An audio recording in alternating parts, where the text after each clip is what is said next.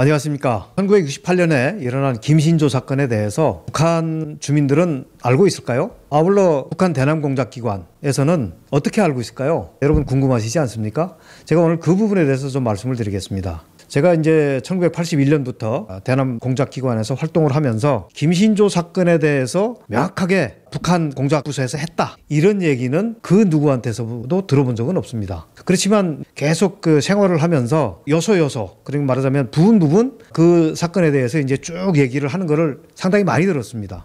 첫 번째로 들었던 얘기는 어떤 얘기를 들었냐 하면, 김신조가 서울에 와서 서울 야경을 보고 상당히 그 야경이 이제 환했기 때문에 불이 환하고 서울시가, 그래서 그걸 보고 깜짝 놀래가지고 뭐 자수를 했다, 이렇게 얘기를 하더라고요.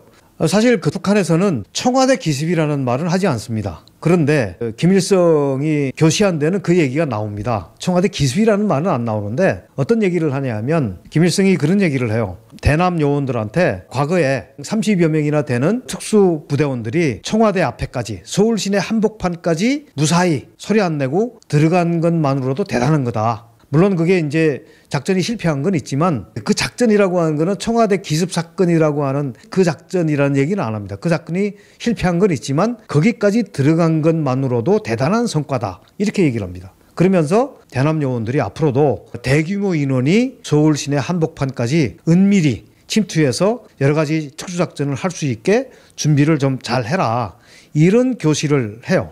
그래서 이제 그 후에 개성연락소, 그러니까 작전부 산하에 있는 임진강이나 한강 하구나 그다음에 이쪽 서부전선을 돌파해서 침투하는 그 개성연락소를 비롯해서 대남공작부서에서 이 남한을 몰래 대규모 인원이 침투할 수 있는 어떤 그 기술, 방법들을 굉장히 많이 연구합니다.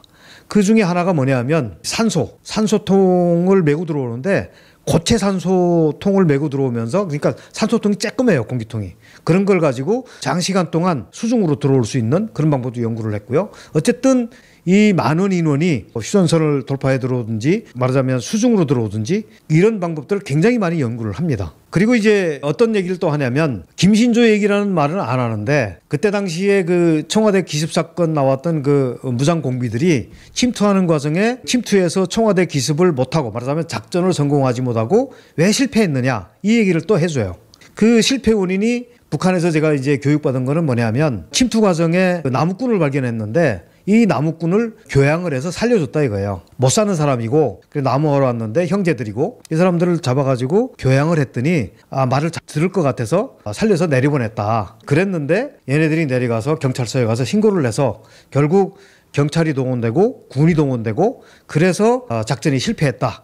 그러니까 뭐냐, 앞으로 어떻게 해야 되겠느냐 이거죠. 그때 당시에 그 대남 요원들은 뭐냐면, 앞으로 대남 침투 공작할 때, 왔다 갔다 할 때, 몰래 행동할 때 민간인이든지, 군인은 뭐 당연한 거고 민간인이든지 이런 사람들을 만나면 반드시 죽여라. 죽여서 자기가 노출될 수 있는 거를 방지를 해야 된다, 이렇게 이제 얘기를 합니다. 그래서 이제 나중에 또 어떻게 되냐면, 여러분들이 잘 아시는지는 모르겠습니다만은 70년대 말에 광천 사건이라는 게 있습니다. 그 간첩 사건인데요. 충청도 광천 해안에서 침투한 간첩들이 거기에서 산에 그 나물 캐러 올라온다, 뭐 나무를 하러 왔든지 하여튼 그 민간인들을 조우해서 그 사람들을 죽입니다. 죽여가지고 땅에다 파묻고, 그렇게 하고 그게 이제 발견되니까 결국은 도망쳐가지고 이제 쭉 이제 북상을 해가지고, 그때도 한강 하구로 나갑니다.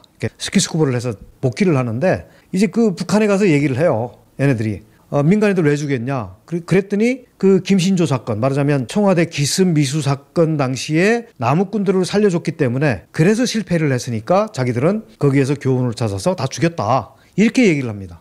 근데 뭐 그게 사실인지는 모르겠습니다만은, 제가 이제 들은 바로는 걔네들이 그 북한에 가서 김일성을 접견했대요. 그런데 김일성을 접견했는데, 이제 김일성한테 그 얘기를 아마 누군가 보고를 했겠죠. 그랬더니 뭐 김일성이 그렇게 얘기를 했다고 그러더라고요. 이게 사실인지 아닌지는 모르겠습니다만은, 너희들이 이제 나중에 통일이 되면 유가족들한테 찾아가서 사과를 해라.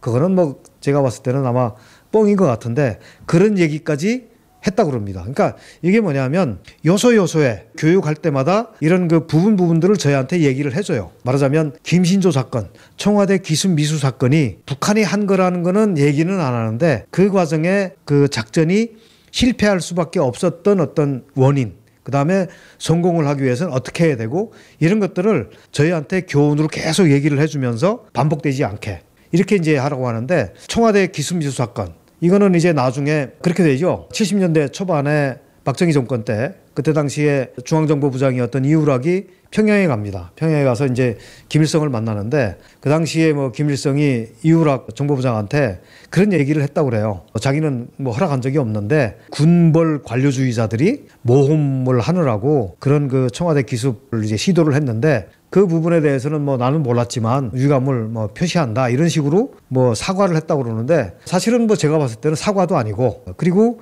김일성이 몰랐을 리도 없고요. 저도 공작을 해봤지만 난파되는 뭐 조그마한 어떤 그 대남 관계, 남북 관계에서 일어나는 많은 사건도 김일성이나 김정일 또 뭐 최근에는 김정은이 모르고는 할 수 없는 일입니다. 이거는 100% 김씨 일가의 허가를 받아야 된다. 이런 측면에서는 김일성도 거짓말을 하고 있다. 그러니까 김신조 사건뿐만이 아니라 다른 그런 간첩 사건에 대해서는 북한이 오리발 내밀고 이런 것들은 당연한 거다. 그래서 여러분들이 북한이 대남 관계에서 일어나는 어떤 사건에 대해서 도발을 하고도 뭐 오리발 내밀고 그다음에 억지 주장하고 이런 거는 북한이 과거로부터 해왔던 일이기 때문에 이런 걸 가지고 이상하게 생각할 건 없고요. 이거는 앞으로도 마찬가지다. 대남 도발을 하고 우리 공격을 하고도 그냥 뭐 너희가 잘못했고 또는 우리는 한 적이 없고 그런 것들을 앞으로도 계속할 거다. 과거에 무인기를 갖다가 드론을 침투시켰지 않았습니까? 서울 상공에. 그런 것도 다 자기들은 안 했다고 그러잖아요. 그러니까 이것도 마찬가지다. 앞으로도 그럴 거다. 그래서 이 김신조 사건에 대한 거는 북한이 그런 식으로 또 북한 사실은 주민들은 잘 몰라요. 이거는 뭐 밖에서는 얘기도 안 하는 건데 그나마 공작부서에 있으면 이제 훈련하는 과정에 조금씩 들어서 이런 것들은 알고 있다 하는 것을 말씀을 드렸습니다. 이상입니다.